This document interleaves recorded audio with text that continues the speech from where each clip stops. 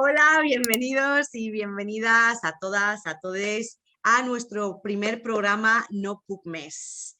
Tanto mi compañera Tiare como yo queremos empezar un nuevo proyecto audiovisual en el que vamos a conversar sobre lo que nos preocupa a la mayoría para que podamos construir una vida mucho más gustosa de vivir. Y para ello necesitamos tener la libertad de tener un techo seguro, un trabajo que nos guste y que nos deje tiempo libre para vivir, de ser quienes realmente somos con seguridad, de poder ir al médico como paciente y no como cliente, de respirar aire limpio y de que todos podamos hacer todo esto por igual. Esta mañana en realidad, aunque igual es tarde para cuando estéis viendo esto, o sea que en algún momento de este día nos han acompañado Nuria Labao, bienvenida, un verdadero placer tenerte aquí. Para mí también. Isidro López, bienvenido, un placer tenerte aquí también. Igualmente. Hemos elegido como primer topic de nuestro proyecto un tema que es muy fácil, muy ligerito, no crea discusión, todo el mundo sabe de él, que es el tema de la vivienda. La vivienda. Este tema salió un poco por un debate que tuvimos Tiare y yo hace unas semanas sobre un poco cuál era nuestra situación personal. Entonces, bueno, yo le comentaba a Tiare que para mí el tema de la vivienda siempre fue como el tema, porque, bueno, soy hija de migrantes y mis padres nunca se compraron un piso aquí ni nada y viví de alquiler toda mi vida, entonces es como el tema del alquiler y ver esa progresión de la subida de los precios es una constante que he tenido aquí. Y de hecho, la única manera que tuve yo de independizarme fue compartiendo piso con mi pareja y con mi hermano, porque era la única manera de afrontar, pues bueno, lo que significa pagar un alquiler en estos días. Y como yo, en realidad, muchísima gente a mi alrededor que estábamos un poco como compartiendo la misma experiencia. Además, a esto se sumaba... Sí. Dale, Tiare. No, sí, quería también añadir que efectivamente este era el tema, ¿no? O uno de los temas así principales para ambas, y que para mí también había sido algo muy, digamos, radicalizante, porque yo soy ex migrante involuntaria, digamos, porque yo me fui a Reino Unido y allí, pues, evidentemente necesitaba alquilar un piso. Y el espectáculo con el que me encontré fue, la verdad, bastante alucinante a nivel de calidad-precio, de inseguridad total, generalizada. Y bueno, básicamente eso es un pequeño resumen, ¿no? Pero ver esto y darme cuenta de lo que significa un alquiler, no solo en aquel momento que digamos, me dejó en shock, sino también a día de hoy, un momento en el que yo sigo sin poder independizarme, pues consideramos que es un tema clave y precisamente Nuria ha escrito sobre esto en la revista Contexto y se ha basado mucho en un libro de Isidro y de Emanuel Rodríguez también. Y bueno, por eso queremos hablar con ellos y preguntarles pues qué opinan del tema, ¿no? Nuria es periodista, coordinadora de feminismo en CTXT, la revista Contexto, y Isidro es pues sociólogo, investigador y como acabo de comentar, ¿no? Es autor del libro Fin de Ciclo. Entonces, bueno, hemos considerado que son personas idóneas para hablarnos de... Necesitamos respuestas. Necesitamos respuestas y necesitamos un poco como ver si hay luz al final del túnel, si esto es una cosa que va a pasar, si es coyuntural o si es una lógica ya a la que nos tenemos que rendir. Entonces, bueno, primero, antes que nada, que a mí me gusta ir como por orden, un poco nos gustaría saber esto de dónde viene, o sea, cuál fue el momento en el que el tema de la vivienda se convirtió en un problema gordo. Arrojadnos un poco de luz para poder entender por qué estamos donde estamos, de dónde viene esta problemática. O sea, el tema es ancho, largo. Creo que el punto, como para contextualizar, más importante es que cuando se suele hablar de la vivienda, como en los medios, en el discurso oficial y tal, se habla de si queréis, el sector de la construcción, el sector de la vivienda, la problemática de la vivienda, la problemática del alojamiento, ¿vale? Digamos, el valor de uso de la vivienda, la capacidad de vivir en una casa. Y eso, el problema es que está secuestrado desde hace, pues podemos ponerle una fecha larga en los planes de desarrollo franquista, una fecha corta en la transición, una fecha aún más corta en el ingreso a la Unión Europea. Porque en cada uno de esos tres hitos, la vivienda lo que va convirtiéndose es fundamentalmente en un valor de cambio. Es decir, en un recurso económico sobre el que llega a pivotar pues todo, aunque parezca curioso, todo el entramado económico en España, sobre todo a partir de la entrada a la Unión Europea, por distintos motivos, la desindustrialización, la desaparición del trabajo, digamos, que había caracterizado toda la época anterior, hasta los años 70, la reconversión industrial, con todo lo que eso implica. España queda como un país de turismo y de inversión inmobiliaria, fundamentalmente. Entonces, eso hace que, digamos, que todo aquel que posee una vivienda en España en propiedad, pues tenga un activo financiero.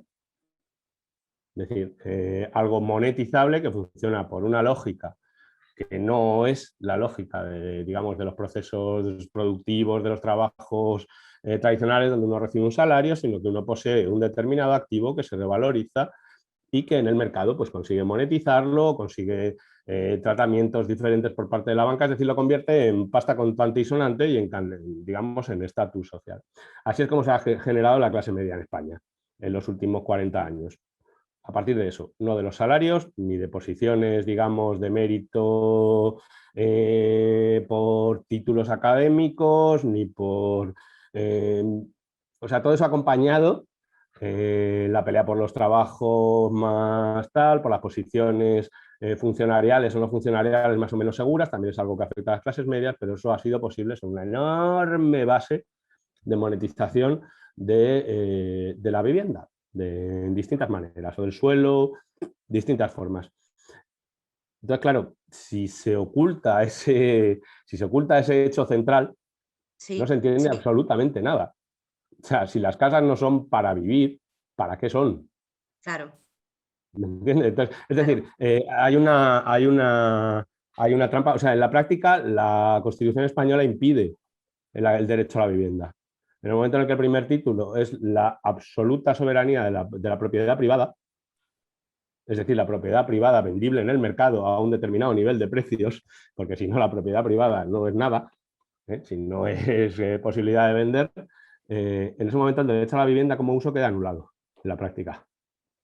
Vale. No sé si me explico, porque esas dos dimensiones son fundamentales. Cuando aquí estamos hablando de las dificultades que pasa la inmensa mayoría de la gente que no es propietaria para acceder a una vivienda, estamos hablando del valor de uso, que quieres vivir. Claro, si eso se contrapone a los que tienen interés, y no son solo los grandes fondos, que esa es la cuestión espinosa del asunto, no son solo los enormes fondos financieros que invierten en vivienda, que los hay, sino directamente el casero que tiene 2 pisos, sí, esa gente son rentistas que viven de la explotación de un recurso ocioso desde el punto de vista productivo y que se convierte en dificultades para acceder a la vivienda por todos aquellos que ya no acceden a rentas salariales ni tienen otra propiedad con la que jugar a la hora de adquirir más propiedades. No sé si me explico. Ese es el modelo español. Entonces, ahora que el mercado salarial, que el mercado laboral se está directamente fundiendo, sin mayor tal, pues que surge un problema. Es decir, ¿cómo vamos a vivir? Claro. ¿No? Claro. ¿Dónde vamos a vivir? Yo creo que esa es una clave importante porque ahora se está a punto de aprobar la nueva ley de vivienda, esa ley que tanto la PA como el sindicato de inquilinos dicen que es absolutamente insuficiente, y yo creo que Isidro ha dado una de las claves que evidentemente no se nombra normalmente, que es esta de que un tanto por ciento de la población española tiene rentas inmobiliarias, o por lo menos de la que se considera clase media, y de hecho la clase media española, igual que la de otros lugares del mundo, se está sosteniendo cada vez más a partir de activos sobre todo inmobiliarios, por ejemplo, en el Estado español, ¿no? Esto es lo que precisamente Isidro y Emanuel en su libro llaman la sociedad de propietarios, si no me equivoco. Sí, Y otra gente le ha llamado la sociedad del bienestar basado en activos, ¿no? Por ejemplo, Melinda Cooper. Entonces, es que ante la retirada del estado del bienestar, ante la transformación del mercado de trabajo que cada vez está más precarizado, los salarios cada vez cuentan menos, de hecho, las rentas que puedes extraer de tus propiedades, digamos, ganas más teniendo un piso que teniendo un trabajo. O sea, eso es uno de los cambios fundamentales.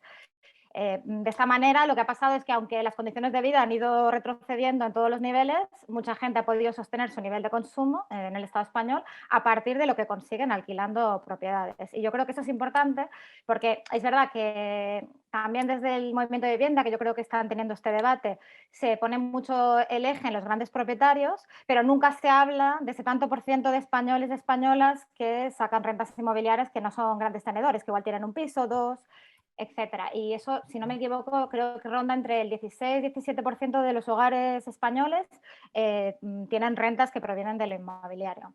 Entonces, eso ha dibujado un panorama en el Estado español totalmente, y en otros países totalmente diferente a lo que teníamos, y es que cada vez más el bienestar ya no depende de tu trabajo, ya no depende del mercado laboral, etcétera, que también está totalmente descompuesto, sino que depende de que tengas propiedades inmobiliarias, es decir, y ahí vamos al tema de la familia. ¿Quién es el principal transmisor, acumulador de propiedad? La familia.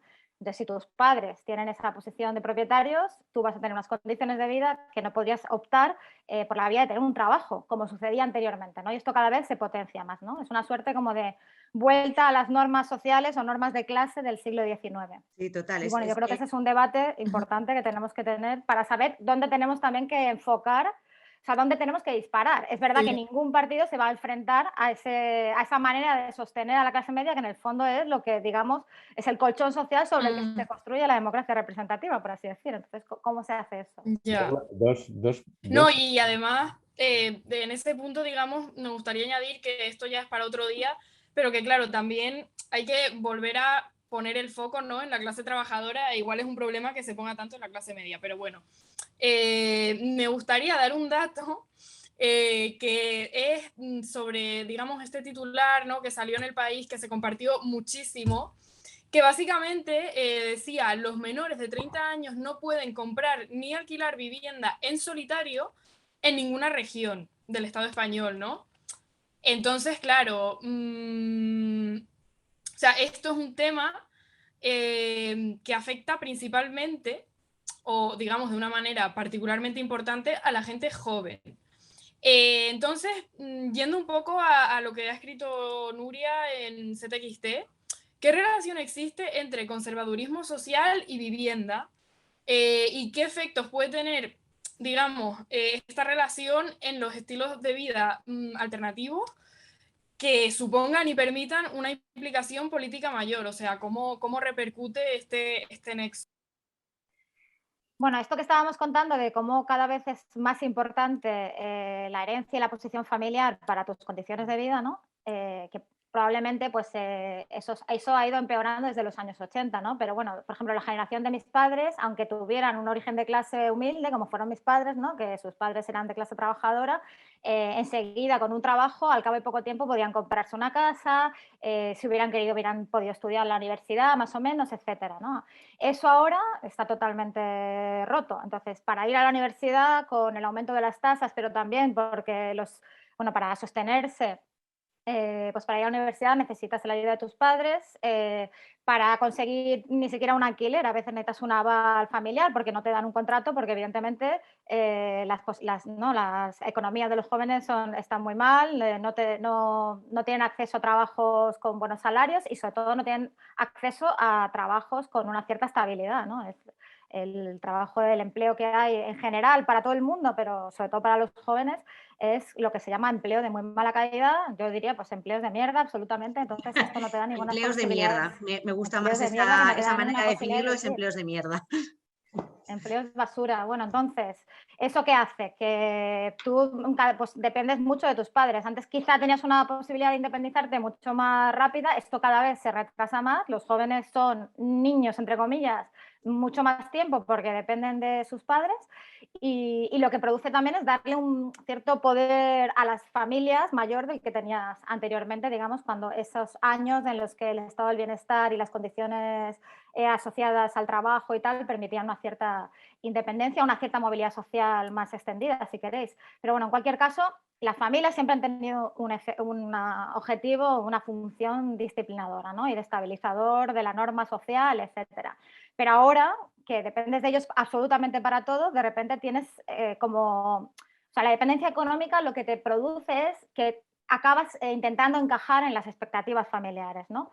¿Esto qué pasa? Pues que tiene que ver con las formas de vida, con la norma de género, etcétera. Entonces, todas las personas que por una cosa u otra se salen de esos cajoncitos, ¿no?, que la sociedad tiene pensadas para nosotros, pues una de dos, o renuncian a esas formas de vida alternativas o renuncian, digamos, a la ayuda que le puede prestar su familia en un momento donde es muy difícil sobrevivir, digamos, sin esa ayuda. Entonces, bueno, yo creo que es interesante pensar cómo lo que parece que hay una vuelta a un conservadurismo social, que lo hemos visto por la emergencia de Vox, pero no solo, lo hemos visto emerger en posiciones de izquierda, ¿no?, que hablan de la familia, etcétera. Todas esas posiciones tienen, digamos, una base material, que es esta refamiliarización, pero obligatoria, digamos, ¿no?, que la familia tiene cada vez más poder. Y yo creo que eso, evidentemente, lo que también te imposibilita, y ahí también habría una discusión, pero bueno, lo que te imposibilita es quizá, y es un tema bastante más complejo, ¿no?, pero como generar, por ejemplo, tener más tiempo para militar, ¿no?, o generar esas comunidades de resistencia, esas comunidades de lucha en la militancia que posibilitan estructurar valores alternativos, ¿no?, que no sean los del mercado, que no sean los de la competencia, esos valores que te permiten sostener las luchas, porque sin eso es muy difícil, digamos, confrontar, dejar tu tiempo, poner tu tiempo en colectivo, poner tu esfuerzo en generar, no sé, como las luchas, etcétera, que, bueno, que son costosas, ¿no?, en esos términos, por hablar también un poco en lo material, ¿no?, aparte de lo cultural, porque luego está también lo cultural, cada vez es más difícil superar, digamos, esta subjetividad individualista que el neoliberalismo nos ha, iba a decir impuesto, pero en realidad nos ha conquistado, ¿no?, porque también hay una cuestión ahí de cómo se está modulando nuestro deseo hacia ese lugar. Entonces, bueno, ya lo decía, o sea, no solo tener tiempo para militar, sino también es tiempo para generar una cultura alternativa, y no digo una cultura solo de lucha, sino una cultura que puede ser una contracultura, ¿no? Por ejemplo, Mark Fisher hablaba de que si en el estado del bienestar hubiera sido muy difícil que existiese el punk, ¿no?, o existiesen esos otros modos de vida. Esto, si queréis, lo podemos discutir, pero yo creo que es cierto. O sea, en los 60, los 70, toda la oleada, digamos, contestataria en Europa occidental o en Estados Unidos se asienta mucho en lo que fue el estado del bienestar y las posibilidades que daba para que la gente se sosteniese sin estar supeditada a la familia o sin estar supeditada incluso a un trabajo demasiado explotador que no te permite tener energías para ponerlos en otros lugares o experimentar otras formas de lucha, otras formas de vida, otras formas de familia también, que no sean las biológicas, ¿no? Entonces, bueno, yo creo que sobre esas coordenadas me movería en este debate, pero bueno, ya sé que es un debate como que tiene muchas aristas. Fíjate, sobre esto, ese es un debate que hemos tenido muchos colectivos, bueno, feministas, antirracistas, etcétera, que claro, la carga mental que muchas veces supone atender la emergencia de pagar tus facturas es una carga que no te permite desarrollarte en otros espacios o invertir ese tiempo en poder escribir cosas o en poder asistir a asambleas o en poder, porque la gente piensa que es tan fácil como querer hacer algo, pero no lo es, porque necesitas tiempo, necesitas espacio, necesitas pues imaginar otro mundo o imaginar una resistencia, participar de esa resistencia. Es una cosa que requiere muchísima energía y es lo que tú estabas comentando, en un momento en donde toda esa energía prácticamente la tenemos que estar invirtiendo en atender la emergencia constante, ¿no? Tengo que pagar esto, cómo me enfrento al alquiler, cómo me enfrento... Es muy difícil poder hacerlo. Además, ahora que los espacios autogestionados, los espacios vecinales están en constante amenaza y nos los están quitando año tras año, pues claro, esos espacios y digamos que se evita pensar en colectivo, ¿no? Imaginar en colectivo. este sistema un poco como que sustenta esa realidad. Jo, me ha gustado un montón como que le dieras como esa dimensión, porque a veces es verdad que hay gente a la que le cuesta ver como todas esas aristas que también tienen que ver en relación a la situación de la vivienda. O sea, yo metería un par de cuestiones más o menos abundando en esto. O sea, por supuesto, la verdadera extracción de plusvalor, si queréis, de beneficio, la explotación, la dominación, se produce más en el ámbito de la vivienda que en el del trabajo, ahora mismo. Trabajo, más vale que nos hagamos la idea más o menos de que esto es como el mercado de trabajo de Calcuta, nada más que, o de una ciudad del tercer mundo, Swaziland, tercer mundo, la Ciudad de México, whatever. Es un mercado completamente informalizado donde son todas somos temporeras, vendemos nuestra fuerza de trabajo ocasionalmente. Intermitencia, ya no es ni precariedad, es intermitencia, ¿no? Nadie tiene pagos, prácticamente tiene ya una nómina que le avale más allá de un año o dos. O sea, lo que la precariedad era la pregunta de cómo vas a vivir dentro de un mes, ahora la pregunta es cómo voy a vivir hoy, ¿no? Ha habido un cambio. El ámbito laboral, por el momento, yo lo dejaría aparcado porque son tales las transformaciones. Bueno, aparcado en la medida en que está completamente relacionado con lo que estamos hablando, ¿eh? Digamos que son distintas fases de la explotación capitalista. Hace 20, 30 años estaba centrada en el trabajo, ahora mismo está centrada en la vivienda y posiblemente estamos viviendo un cambio hacia algo más parecido al centro de algo todavía más básico, que es la alimentación. Pero bueno, eso es algo que habría que tocar más adelante. La cuestión es también este tiempo porque claro, en la Edad Media cristiana, la usura estaba prohibida porque se les consideraba a los usureros ladrones de tiempo. Es una versión súper sofisticada, una lectura súper sofisticada en realidad, pero que sigue aplicando. No tenemos tiempo para hacer, no, porque quiero decir, lo que estás es en unos niveles de explotación altísimos para poder simplemente tener un techo. Techo que además es, digamos que la cuestión de compartir el piso con quién, cómo, cuál, eso en determinados momentos son socializaciones forzadas por la pobreza, no por otra cosa, que, bueno, en fin, tampoco son del todo improductivas dependiendo de cómo se piense. Siempre y cuando se piense. Ahora la cuestión es, por supuesto, tienes el estigma de que no tienes tu casa, que es lo que te define prácticamente como persona en el régimen actual, con lo cual es una semipersona todo el rato. Y además te matas a trabajar para ser una semipersona. ¿Me entiendes? Te matas a angustiarte por no tener trabajo para ser una semipersona. No solo eso, sino que esas rentas te las estás pagando a los sostenedores del orden político actual, porque se las estás pagando al casero, que es el padre de alguien como nosotros. Bueno, o de los que tienen padres con propiedades, yo los tengo. Entonces, de alguna manera, eso hay que aceptarlo. Pues también es una autocrítica que o se hace o no nos enteramos de absolutamente nada. Es decir, esa extracción de todo ese dominio es para mantener a toda la capa que vota el PP y al PSOE. ¿De acuerdo? Ya Podemos, también, ya Vox. Digamos, lo que es el orden central de la Constitución Española del 77, que nunca fue el trabajo y acabó siendo la propiedad inmobiliaria. Entonces, de alguna manera, quienes financiamos o quienes financian eso son quienes están pagando el alquiler todos los meses dejándose las narices ahí. ¿Vale? Es una transferencia directa de rentas a justamente la capa que mantiene el orden político. Quienes deberían impugnar el orden político, que son los jóvenes, porque es que no hay nada. O sea, quiero decir, están demasiado atrapados intentando poder vivir y pagando a 3 generaciones anteriores para que se mantengan en la posición de poder. Y luego una cosa curiosa que demuestra, yo creo que bien, el papel de una cosa que ha dicho Nuria, pero en un campo que no es el nuestro, que es el de la derecha. En Madrid, las famosas elecciones estas que ganó Ayuso, que dijo todo el mundo, las ha ganado por la libertad, porque ella tiene un carisma. Nada de eso. Lo que se movilizó en Madrid fundamentalmente fueron 2 cosas.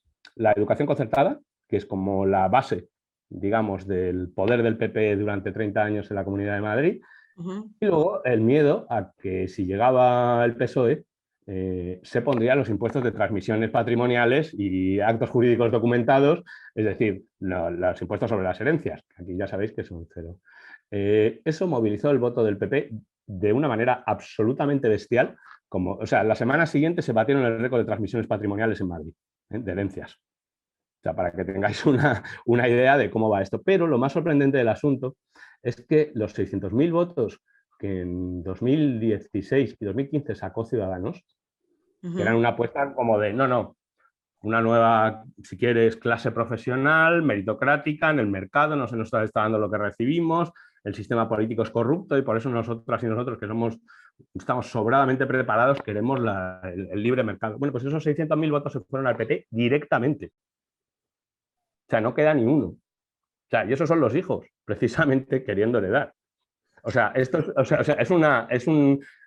como no es nuestro ámbito, nos cuesta mucho pensar que hace 2015 Ciudadanos fuera algún tipo de movimiento hacia adelante, pero en sus propios términos lo era.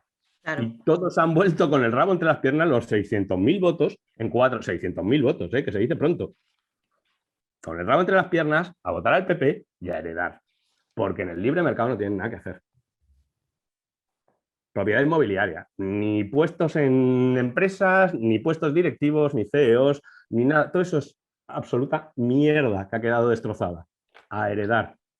Por poner una nota optimista No, pero esto es optimista, ¿eh? No me confundáis.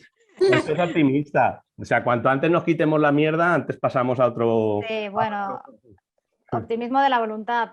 Eso es lo que quería decir yo, que por poner en la cuestión esta de si las condiciones de vida te impiden la militancia, te impiden la lucha, por decir que cuando estás tan en la mierda que no tienes otra cosa, que o te organizas o no sobrevives. Y hay veces que eso también genera organización. Y estoy pensando en las PAS, estoy pensando en los bloques ocupados que hay en muchos sitios del Estado español, donde la gente está ocupando un bloque juntos porque no le queda de otra, porque no puede pagar un alquiler. Y eso se va a ir dando cada vez más en más ámbitos, ¿no? Como luchas que pasan por reapropiarse de recursos necesarios para sostener la vida, ¿no? Luchas de reproducción social, si queréis llamarles, o cualquier otra cosa, ¿no?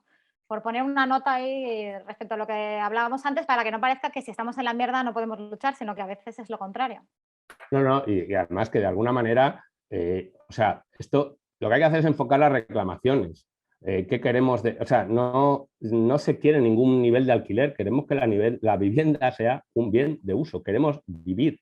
Quien quiera especular con áticos en la Castellana, que lo haga con un porcentaje ridículo del mercado, porque el resto queremos vivir en una casa, no un activo financiero, en un sitio con 4 paredes que en invierno puedas estar calentito y que no te mojes cuando llueve y que puedas estar con tus amigos o tus amigas haciendo lo que te dé la gana dentro de esas 4 paredes o haciendo, no sé si me explico, eso es lo que queremos, usar casas. Entonces, ni nivel de alquiler mínimo ni máximo igual. Entonces, una de dos, o sea, las huelgas de alquileres son fundamentales. Son fundamentales. O sea, es un problema porque organizar, esto lo saben bien el sindicato de inquilinas, que organizar el alquiler es más complicado que organizar la hipoteca porque los propietarios están mucho más dispersos. No son los bancos directamente, sino que hay una... Pero es fundamental en algún momento decir, no, es que a nosotros nos dan igual los precios, es que nos vamos a quedar aquí a vivir. O sea, eso en algún momento va a llegar por la propia fuerza de la brutalidad que está sucediendo, porque es que encima es que hay un factor demográfico bestial, y es que la capa propietaria, esa que dice Nuria, es el 16%, pero vamos a centrarla en las ciudades y veréis cómo sube. Es decir, en los lugares donde los alquileres son realmente rentables, porque hay mucha parte del territorio y mucha parte de la población que sí son propietarios, pero no perciben rentas inmobiliarias de alquiler, pero no tienen ninguna necesidad, pues porque viven en sitios donde esta dinámica, pues no. El porcentaje, si vamos a barrios, tal, es bastante más alto de percepción de rentas inmobiliarias, ¿vale? Pero es que encima son los baby boomers, que es que aplastan cualquier cosa que venga poblacionalmente por detrás. Entonces, claro, si cada generación Z tiene que pagar a 18 caseros baby boomers, es que no hay para pagarlo. Es que no hay suficiente renta para pagarlo. Entonces, y si la hay, es a costa de sacrificar efectivamente cualquier posibilidad de vida y militancia. Entonces es que hay que rechazarlo, pero totalmente. Totalmente, de una manera clarísima y con todas las... O sea, con toda la legitimidad del mundo. O sea, es que esto es como arrancarle cualquier... O sea, para que se mantenga el orden político actual con los protagonistas actuales, es como desposeer, la pretensión de desposeer absolutamente de recursos a quien viene por detrás. O sea, es que es una cosa completamente loca. Sí, a ver, y para que se hagan una idea, voy a dar otro dato de lo que ha escrito Nuria en CTXT. En Madrid, ¿no? Que estábamos comentando un poco de las ciudades. En Madrid, si un joven de entre 16 y 29 años quiere vivir solo, tendría que dedicar el 105% de su sueldo para pagar un alquiler medio. En el caso de que además, tuviera nos un podemos sueldo, imaginar la calidad del alquiler medio. O sea, ahí hay que dejar el trabajo y de pagar la renta. Así de sencillo. O sea, es lo que están haciendo en Estados Unidos. Y de momento, bien, es un salto en el vacío. Y a nosotros nos cuesta más precisamente porque esperamos que en algún momento va a venir la justicia social del estado de bienestar a rescatarnos. No va a venir. Entonces, cuanto antes haya un rechazo masivo de condiciones que son inaceptables, más avanzamos. Resulta que los salarios en Estados Unidos, o sea, esta no es la función de toda esta oleada de gente dejando el trabajo, de no pagando la renta en Estados Unidos, dando un salto, si quieres, a esa dimensión que da tanto miedo, ¿no? De decir, y detrás, ¿qué hay? Pero detrás no puede ser peor que esto, que pagar el 105 de tu renta disponible al alquiler, pero sí que estás trabajando para nada, o sea, para cero. Entonces, sin ninguna expectativa más allá de caer un poco menos de prisa. Todo eso hay que rechazarlo de plano. Ya hay que mostrar un rechazo radical. Igual explica un poco más esa cuestión de cómo... Sí. Porque o sea, ahora mismo no sé si todo el mundo sabe que masivamente están dejando el trabajo en Estados Unidos. Está habiendo una deserción total de los trabajos. O sea, 5 millones de trabajadores dejaron el trabajo en Estados Unidos y además muchos de ellos, no todos, porque hay 5 millones de trabajadores, es una auténtica locura. Hay miles de posiciones subjetivas, hay quien quiere mejorar, pero digamos que tiene una parte política bastante fuerte. Es decir, hay un montón de gente que está saliendo de la fuerza de trabajo, diciendo, no quiero volver a trabajar en estas condiciones. No sé lo que hay del otro lado, pero peor que esto no puede ser, ¿no? Es como un hartazgo, ¿no? Es como, si esto es caer lentamente, pues vamos a acelerar. Y eso lo que está generando es realmente aumentos salariales, porque hay escasez, de verdad que hay escasez de fuerza de trabajo. Claro, es que eso hasta ahora se daba una patada y cualquier cosa valía. Aquí dicen que está pasando, pero por ejemplo en el sector hostelería, ¿no? Los camareros y tal, que faltan trabajadores. Aquí los ERTEs lo cambian todo, pero vamos, de fondo hay una pulsión parecida, mirad a vuestro alrededor.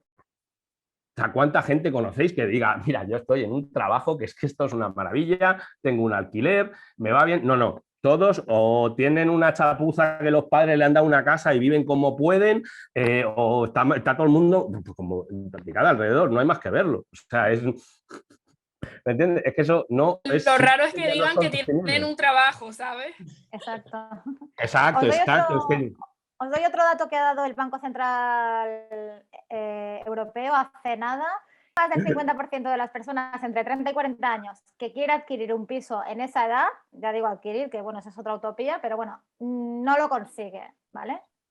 O sea, lo consigue, vamos, da igual. El 50% no lo consigue. Para los nacidos en los 40 era un 80% los que conseguían una vivienda en propiedad y en los 60 un 75%. Es decir, ¿no? Desde los 60 ha ido reduciéndose el número de personas que pueden acceder a una vivienda en propiedad, que bueno, tampoco, como decimos, es nuestro objetivo. Lo que queremos es vivir en una casa, no poseerla, porque tampoco queremos que sea un negocio. Pero bueno, dejo un dato más para la discusión. Solo una cosa por también poner el lado, si queréis, o sea, es verdad que el sistema de herencia ata mucho el poder de la familia, ¿vale? Pero también es cierto que materialmente la sola idea de tener una familia ahora mismo es una cosa de locos. O sea, otra cosa, por ejemplo, o sea, es algo que está, el movimiento estadounidense del quitting, en China hay una variante bastante extraña del asunto, forma parte bastante central la idea de no formar una familia.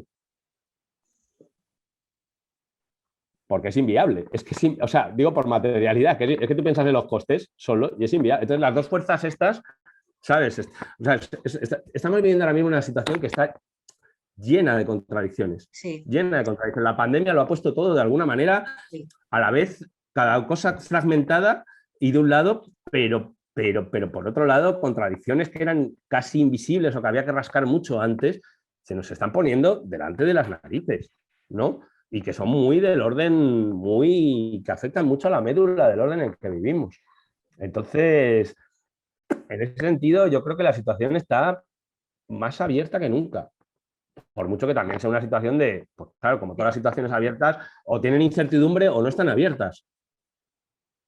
Jolín, mira, todo esto que estabais comentando, claro, hablo yo también desde, bueno, el privilegio que también significa poder estar escuchándoos, entendiendo lo que estáis diciendo, ¿no? Con lo que se refiere a datos y grandes reflexiones políticas y filosóficas sobre el momento en el que estamos viviendo, pero claro, yo luego esto lo extrapolo a amigos y amigas que a lo mejor no controlan tanto y claro, yo lo que veo es mucha sensación de fracaso. y de frustración, ¿no? Cuando no puedes hacer como toda esta lectura de entender por qué estamos como estamos, de por qué no te puedes comprar el piso, de por qué hay gente que no puede formar una familia aunque quiera formar una familia, de por qué hay gente que no quiere, que no puede salir de su casa. Si tienes suerte y tienes buena relación con tus padres, estupendo. Si no es así, puede ser bastante violento. Y claro, toda esa frustración que se está generando, ¿no? De un poco de toda esa construcción que ha hecho el capitalismo sobre a lo que deberíamos aspirar y lo que deberíamos estar construyendo y dónde deberíamos estar, y cómo está afectando también esto a la salud mental de muchísimos jóvenes de muchas partes del mundo.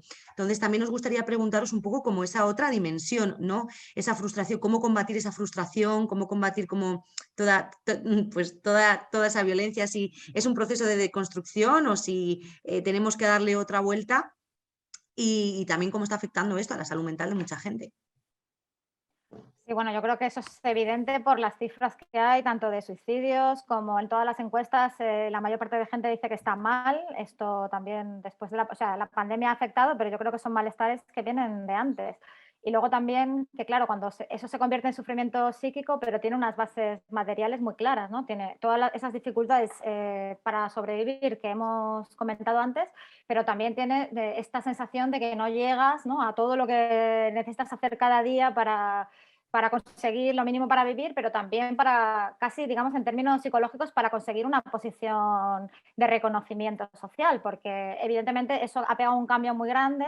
Antes, fundamentalmente, uno se construía básicamente a través del empleo formal, digamos, y ahí hacías como una carrera de vida, una consideración de ti mismo, que podía ser incluso en trabajos obreros. O sea, eso no era así también. Y luego, evidentemente, en trabajos obreros pues había también muchas más condiciones que posibilitaban la organización y la lucha, y eso también, la lucha, estar organizado con otros, te da también un sentido de ti mismo, ¿no?, o de ti misma. Esto, evidentemente, ha cambiado por todo lo que hemos estado comentando ahora y se ha traducido, digamos, en un malestar, en eso, pensar que somos unos fracasados, ¿no?, por todo lo que el neoliberalismo ha impuesto como relato de si tú te esfuerzas lo suficiente vas a llegar, si luchas lo suficiente, ¿no? Tenemos una sociedad donde basta con esforzarse. Bueno, evidentemente eso es mentira, es una gilipollez, por mucho que te esfuerces, remas y no sales, ¿no? Entonces, bueno, la pregunta que yo creo que tenemos que hacernos, y esa es de difícil respuesta, es cómo se politiza ese malestar, ¿no? Cómo lo convertimos en acción política, cómo se convierte en acción colectiva, en algo público, cómo generamos comunidad a partir de eso, ¿no? Y cómo lo organizamos, o sea, cómo lo vinculamos con cuestiones políticas o organizaciones políticas que ya están en marcha, ¿no? Yo iría un poco por ahí. Nuria, y volviendo un poco a Mark Fisher precisamente, ¿no? Dice, de todo este tema de la salud mental, o bueno, la falta de ella más bien, ¿cómo ligaríamos esto a esta idea del individualismo llevado al máximo y como única posibilidad que, digamos, nos lleva a una conclusión de que si algo va mal es culpa del individuo porque no te has esforzado lo suficiente? Y realmente son como tendencias liberales, ¿no?, que también están relacionadas con el esencialismo, etcétera, que ponen, digamos, señalan al individuo como culpable, y esto lo hace el neoliberalismo desde la derecha, pero incluso, diría yo, desde el centro y cierta parte de la izquierda, digamos, con tendencias más liberales. Y cuando digo liberales me refiero a neoliberales, no ya a, digamos, otro tipo de tendencias que podríamos definir como más anarquistas, etcétera, que eso ya es diferente. ¿Cómo podemos esperarnos movimientos de éxito cuando quienes disfrutan de menor dignidad en ámbitos como la vivienda no tienen ninguna facilidad para ser parte central de esos movimientos, ¿no?, que nos llevarían a condiciones materiales mejores? Porque, o sea, yo, por ejemplo, creo que, obvio, que el objetivo final, ¿no?, es librarnos de la propiedad privada y que la vivienda sea efectivamente, de facto, un derecho, ¿no?, y algo que tenemos todos. Pero también hay un punto intermedio, ¿no?, de lo que se vive en, por ejemplo, ciudades como Berlín, o programas que se dan en Austria, o, por ejemplo, vemos unos números profundamente distintos en el norte de Europa comparados con el sur de Europa. Entonces, digamos que cómo pueden influir cosas como que la vivienda poco a poco, incluso sin dar ese salto radical, ¿no? Revolucionario, de que sea un bien de mercado a ser algo totalmente, digamos, que tenemos a nuestra disposición. ¿Cómo puede influir, por ejemplo, el hecho de que sí se empiece a suavizar esa situación, que empecemos a disfrutar de una vivienda y eso, por ejemplo, nos puede ayudar luego a trabajar, a unirnos, ¿no? En ámbitos como el trabajo, o, por ejemplo, una renta mínima universal, ¿no? Cosas así, ¿cómo pueden ayudar a, digamos, liberar un poco del espacio de nuestros días, literalmente, para que nos podamos organizar, para que tengamos tiempo material para organizarnos y también energía, ¿no? A nivel de mental, porque hay trabajos que realmente lo hacen psíquicamente o físicamente imposible, ¿no? El hecho de que te quede tiempo y energía para organizarte. Digamos, ¿cómo podría influir esa suavización un poco, el hecho de tener, por ejemplo, gobiernos más progresistas que realmente nos den como un respiro que nos permita, pues eso, básicamente, organizarnos e ir pues poco a poco conquistando logros que luego lleven a otros logros? A mí me gustan mucho los movimientos sociales americanos, tú ya lo sabes, soy un auténtico forofo. Y hay una cuestión que me parece súper importante, que en Europa se maneja muy, muy poco, y es las condiciones previas a la lucha política. Las condiciones previas a la lucha política tienen una parte, si queréis, de empoderamiento o de autoestima personal. Es decir, los movimientos americanos siempre lanzaban una primera, ya fueran feministas, antirracistas, de cualquier tipo, siempre había una primera premisa. Y es, si tú te crees que eres una mierda, no esperes que los demás te traten mucho mejor. Ahora, si tú no tienes los básicos y no te sientes una mierda, podemos pelear todas juntas. Pero es fundamental que tú vayas a la lucha con una sensación de que tú vales, o sea, que tu vida merece la pena, porque si no, ¿para qué? ¿No? Claro. Esto es algo que los movimientos, que los Black Panthers manejaban muchísimo durante los años 60. Imaginaros el estado en el que llega, la subjetividad negra, tras el movimiento de derechos civiles, etcétera, etcétera, con toda la historia que acarrea, la esclavitud, Jim Crow, la segregación. Entonces, esto es fundamental. Y esto se consigue, y esto es una tarea que no la podemos externalizar los movimientos sociales. Esta nos toca. Esta es propia nuestra. O sea, si tú no puedes pagar tu casa, si tú no tienes dinero, es exactamente lo que le pasa a todo el mundo. Eso dice cero acerca de tu valía personal. Cero. Digo, por también dar la vuelta al argumento de la individualidad, porque sí, podemos poner todo en cuestión. O sea, es plantear la cuestión social, pero a ti te toca la cuestión social. Es decir, que esto esté compartido hace que tú como persona estés sin probar, porque no lo único que has hecho en tu vida es estar completamente atado de pies y manos a la hora de acercarte a este tipo de temas. Y hay otra cuestión, y con esto ya liquido, que me parece importante, y es cómo vamos a expresar, porque es muy importante que haya expresiones colectivas de esto, que sean capaces de arrastrar y decir, no, es que estamos todas igual. ¿Vale? Entonces, aquí lo que hay que pensar es, por un lado, es evidente que las redes han tomado un papel completamente central en este momento, tras la pandemia, hasta el punto de estar en un grado de desconexión con lo que sucede en la calle prácticamente. Yo no he visto una cosa igual en la vida, pero es cierto también que, siendo realistas, estas son las herramientas que utilizan lo que nosotros llamaríamos las nuevas generaciones. Entonces, algo hay que hacer ahí. Pero también hay algo que hacer fuera, ¿no? Y esas son las tareas que yo creo, es decir, un momento de representación, de decir, estamos aquí, nos tenéis completamente. Eso es muy importante. Y eso depende de los movimientos sociales. Eso no se le puede pedir a los partidos, porque los partidos, yo tiraré, francamente, o sea, los partidos progresistas hay que cogerlos, tirarlos a una basura, así, ¡puf! Porque están vinculados a condiciones que ya no existen. Es decir, la socialdemocracia era una cosa que era posible hace 50 años, ahora mismo no. En Berlín los alquileres son más baratos porque han mantenido un capitalismo industrial que ya no existe en España. Vamos por delante de ellos, en ese sentido. En ese sentido, no nos sirven de ejemplo para nada. No habría con qué pagarlo. No sé si me explico. Tenemos que inventar formas nuevas y lo primero que tenemos es juntarnos y decir, esto es una mierda.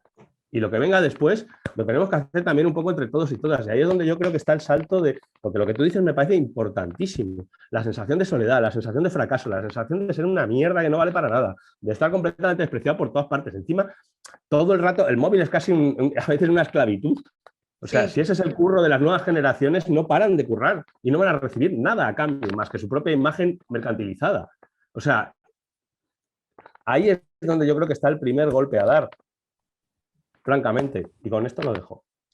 Bueno. Muchísimas gracias. Isidro, muchísimas gracias. A vosotras. De verdad. Sí, Isidro, muchísimas gracias por precisamente darnos esas claves, ¿no? Que yo creo que es importante el sentirnos capaces y que nuestra vida y nuestro sentido tiene de hecho una razón de ser y que a partir de allí se puede construir. Yo creo que es muy necesario, ¿no? Porque si nos sentimos como una mierda y que no valemos nada, ¿no? Es muy difícil pensar y querer construir algo nuevo. Bueno, pues muchísimas gracias, Isidro, por habernos acompañado en esta parte de la entrevista. Gracias por tus aportaciones, las recogemos, las reflexionamos en conjunto y esperamos verte pronto también por aquí otra vez. Muchísimas gracias. A seguir con Nuria. Y a ver, sí, yo para cerrar haría un comentario. Yo personalmente, por ejemplo, en la parte de no tener esperanza, digamos, en los partidos progresistas, yo ahí sí que personalmente y respetuosamente discrepo, porque que sí que puede ser importante, y los números que veo, pues son países, por ejemplo, de norte de Europa, creo que obviamente no son el objetivo final, ¿no? Pero creo que sí nos pueden acercar más a él. Y también que las condiciones materiales de su clase trabajadora son mejores que las nuestras, ¿no? De manera muy, muy evidente. Ahora bien, con Estados Unidos estoy de acuerdo que tienen movimientos interesantes y de hecho una cosa que dicen que va un poco a lo que justo acabo de comentar antes, ¿no? Que hay cosas, podemos estar de acuerdo o no en qué cosas específicamente, ¿no? Yo, por ejemplo, creo que el hecho de disponer de una vivienda es de lo más importante. Hay otras personas en la izquierda, a lo mejor Nuria, la verdad que no lo sé, pero hay mucha gente que prioriza a lo mejor el ingreso mínimo, el ingreso básico universal, ¿no? Para todo el mundo. O, por ejemplo, en Estados Unidos hablan mucho del tema de, digamos, desligarse de la sanidad privatizada como la tienen ellos, ¿no? Para que así los trabajadores tengan más libertad a la hora de, por ejemplo, abandonar un trabajo que desean abandonar, pero al que igual permanecen ligados para poder disponer de ese plan de salud, ¿no? Entonces, bueno, yo creo que estos elementos, dependiendo de dónde, son elementos que sí que nos pueden ayudar a que gran parte de la clase trabajadora tenga más libertad a la hora de organizarse. Y efectivamente sí que estoy de acuerdo con Isidro en general en que si no nos organizamos y si no nos damos cuenta de que tenemos más cosas en común que diferencias, pues no vamos a llegar a ninguna parte.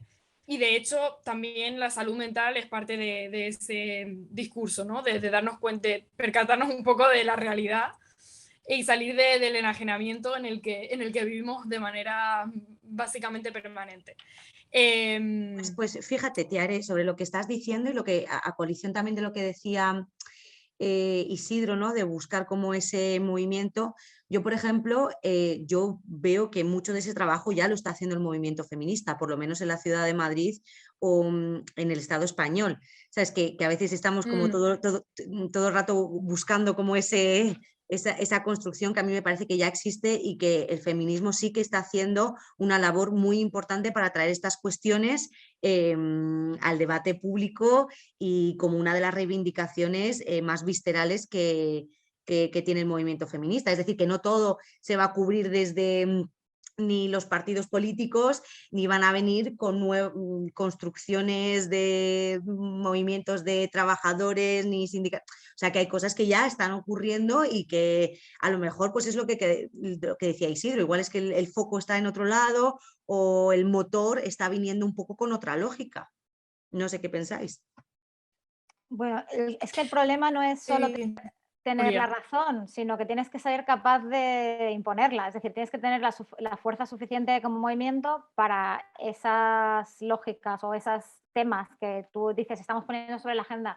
Yo creo que el movimiento feminista está poniendo temas muy importantes sobre la agenda, pero que no tiene fuerza para imponerlos, en parte porque, bueno, sería una cuestión como muy compleja, pero en parte porque hay una institucionalización Del de cierta feminismo. representación del feminismo. Entonces llegan unas que dicen, sí, nosotras somos las que vamos a convertir en políticas públicas lo que quiere el movimiento feminista. Entonces también hablan de un movimiento feminista como si ese movimiento no estuviese surcado por diferencias de clase, de origen migratorio, ¿no? De papeles, etcétera. Entonces, bueno, de hecho, no sé, el feminismo interseccional, digamos, que es el que está más representado, yo creo, precisamente en las asambleas del 8M, lo que ha hecho es decir, hey, no, pero hay estas otras cuestiones.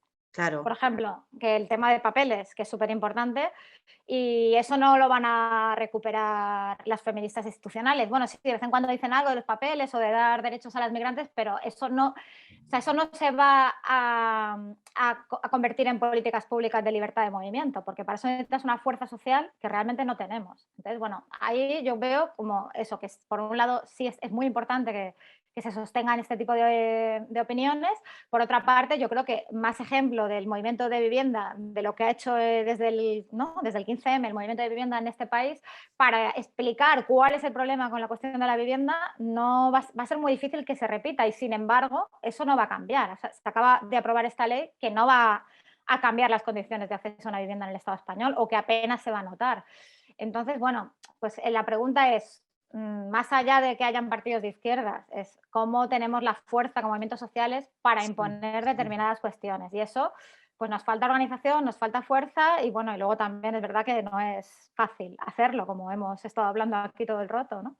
Pero también es cierto que yo creo que en Europa se está produciendo una degradación de las condiciones de vida, ¿no? Una manera generalizada desde la crisis del 2008, que está produciendo, por ejemplo, la emergencia de lo que llamamos posfascismo, las nuevas extremas derechas, etcétera, ¿no? Entonces, como son fenómenos que en realidad beben mucho de esta descomposición social, de esta falta de integración de algunos segmentos sociales, que, o sea, que yo creo que llegamos a un punto que es o cambian cosas, o cambian las condiciones de vida, o qué va a pasar, no lo sabemos muy bien, ¿no? Es verdad, evidentemente las extremas derechas ponen el foco en lugares equivocados, lo ponen en, ¿no?, la reproducción de la nación blanca, con esta apuesta por la familia y contra los migrantes, son falsas soluciones que no atacan a los problemas de los que estamos hablando hoy aquí. Pero bueno, la pregunta entonces, yo lo veía, por ejemplo, en datos que he estado mirando estos días, que, por ejemplo, hay investigadores que se han puesto a sumar, bueno,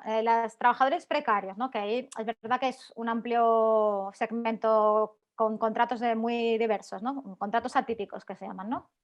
Temporales, parciales, etcétera, los trabajadores pobres, pero sí, le han sumado los parados, le han sumado las personas inactivas, y eso, ese segmento social de gente no plenamente integrada a través del mundo del trabajo, que todavía es lo que te da derechos sociales en las democracias representativas europeas, eso empieza a ser mayoría en muchos países. O sea, es mayoría, ese segmento social de gente no plenamente integrada es mayoría en España, en Francia, en Italia, en Grecia, y es casi la mitad, o sea, tienen cifras cercanas al 46% en lugares como Gran Bretaña o Holanda incluso, ¿no? Países del norte, bueno, que considerábamos el norte más económicamente desarrollado, pero bueno, Sí, eso, ¿vale? Es eso, es ese, hostia, pues desde la crisis, estos segmentos que empiezan a tener posiciones, digamos, apolíticas, desconfianza en los partidos políticos, bueno, eso, digamos, no solo los precarios, también otros segmentos sociales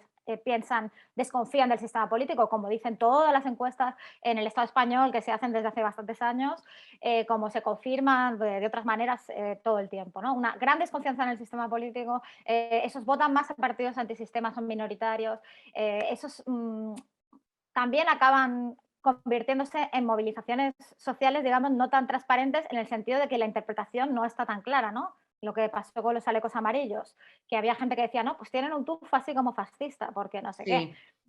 Bueno, yo creo que precisamente una de las cuestiones que tendremos que encarar en algún momento es que cada vez más va a haber movilizaciones sociales como de un contenido más ambiguo, porque precisamente, ¿no? Estos no plenamente representados en el sistema no van a venir con un background activista, no van a venir con los valores que nosotros creemos que deberían contener Sí. las movilizaciones progresistas, sino que van a venir como mezclando malestares personales, ¿no? Falta de acceso a recursos con otras cuestiones de carácter, yo que sé, igual más nacionalista o de todo tipo, ¿no? Yo creo que, por ejemplo, las movilizaciones también que ha habido en toda Europa contra las medidas relacionadas con el confinamiento, pues algo tienen de eso. Es verdad que las extremas derechas han intentado pescar ahí, o de hecho son las que han representado ese espacio, porque ningún partido progresista está, digamos, criticando las medidas impuestas con respecto a la Las pandemia, o no vacunas, se está haciendo, sí, no se está haciendo en casi ningún sitio. Y evidentemente no es que diga que se tengan que criticar las vacunas, pero igual sí puedes criticar cómo se han dado los confinamientos, a qué personas están afectando más, porque hay medidas que ya se saben que son poco efectivas, como llevar la mascarilla en la calle, que todavía se imponen, y otras que tienen consecuencias políticas, digamos, más graves, ¿no? De restricción de derechos fundamentales, etcétera. Entonces, bueno, no sé, para resumir, es muy complicado, hemos estado hablando todo el rato de que es muy complicado organizarse, pero quizás esa pregunta por las organizaciones políticas que nos pueden llevar a conseguir más derechos tiene que pasar por generar alianzas entre estos sectores, ¿no? Precarizados sí. con quizá otros sectores más juveniles, de clase media, lo que sea, ¿no? Con con otras propuestas o lo que sea, pero ya digo, con una especie como de carácter de urgencia, no solo por la cuestión climática, que también, sino porque si no pasa algo, si no cambia algo, yo creo que políticamente vamos a ver cosas mucho más inquietantes de lo que hemos estado viendo hasta ahora. Y yo creo que ya es bastante inquietante todo lo que está pasando. Jolín, Nuria, qué análisis más, qué fino has hilado. A ver, yo quería, para devolverlo a específicamente el tema vivienda, ¿cuál es la relación entre esto, ¿no? El hecho de intentar encontrar alianzas y en el lado opuesto está como el identitarismo, ¿no? Que digamos que lo reduce todo a todo lo contrario, en plan la fragmentación, y te dice, tú eres X, luchas con X, o sea, te pone en grupitos en vez de, digamos, ir detrás de lo material. Por ejemplo, en vez de una ley, ¿no? De solo sí es sí, que va a por las trabajadoras sexuales, escudándose en la idea de que es machista inherentemente el trabajo sexual y etcétera, etcétera, y sacralizando el cuerpo de la mujer, etcétera. En vez de algo así, igual no sería mala idea concentrar nuestras fuerzas en ir poco a poco consiguiendo que la vivienda sea un derecho y se la trate como tal, ¿no? Porque claro, es mucho más, digamos, incluso feminista el hecho de que las mujeres que estamos como, que encarnamos, ¿no? Lo que es gran parte de esa gente que vive en la precariedad, sobre todo, digamos, en el contexto que estamos hablando, ¿no? De los países del sur de Europa. A nosotras igual no, bueno, igual no, seguro, nos ayuda más que la vivienda se trate como un derecho y por lo tanto no tener que depender de nuestro padre, de nuestro marido, de nuestro hermano que probablemente esté ganando más que nosotras, si es que les tenemos, e incluso quedarnos en situaciones de abuso. Si disponemos de una vivienda, eso ya es un problema que en gran parte no digo que solucionemos del todo, pero a ver, es un avance, sería un avance importantísimo. Y básicamente eso yo personalmente no lo vería como mucho más feminista y materialista en vez de identitario, que por ejemplo una ley como de la de solo sí es sí, que vamos a ver, yo por ejemplo no soy una persona que piense que el Ministerio de Igualdad tenga mala intención, yo no lo veo así, o sea, yo creo que hay gente muy bien intencionada, pero que desgraciadamente adopta posturas muy identitarias, muy liberales, en vez de ir a las condiciones materiales de las personas que están en mayor vulnerabilidad, que en España, casualmente, pues en gran parte son las mujeres. Evidentemente, sobre todo las mujeres pobres, no blancas, lo cual coincide muy a menudo. Y bueno, Nuria, yo te quería preguntar qué rol crees tú que juega el identitarismo en todo esto y que tiene que ver con el tema de la vivienda, ¿no? O sea, cómo la vivienda puede ser, políticas de vivienda pueden ser lo contrario a políticas meramente Es un temón que nos ha ocupado muchas discusiones, a veces demasiado tiempo tuitero perdido en esas discusiones, pero bueno. Hay un debate que yo creo que viene de Estados Unidos, que es esta idea de que hay una división entre luchas materiales, ¿no?, y luchas por el reconocimiento, o lo que Nancy Fraser decía, la lucha, ¿no?, como una redistribución o reconocimiento. Sí, Es verdad que yo Judith creo que han Butler. venido... Sí, Sí, Nancy Fraser y Judith Butler, sí. sí, hay un debate famoso, un libro que está publicado en Traficantes de Sueños, donde se da un debate entre estas dos pensadoras, Fraser y Butler, y, y bueno, y que vale la pena recuperarlo ahora, porque yo creo que, claro, estos debates han llegado a España, no sé, con 20 años, 30 años de retraso, es una cosa Sí. muy loca. Yo, de hecho, pensaba que nunca iban a llegar, porque depende mucho también del contexto estadounidense, pero...